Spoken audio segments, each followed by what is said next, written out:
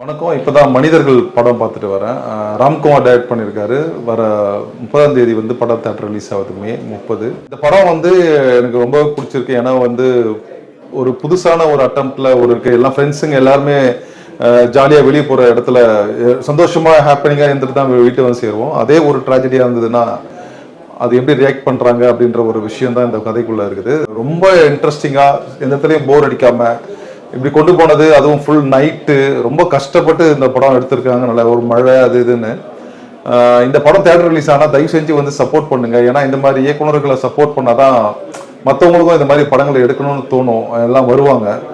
ஒரு இண்டிபெண்டாக வந்து ஒரு ஒரு மெயின் ஸ்ட்ரீமுக்கான ஒரு படமாக இது வந்து எல்லா சைட்லையுமே ரொம்ப ஸ்ட்ராங்காக இருக்குது.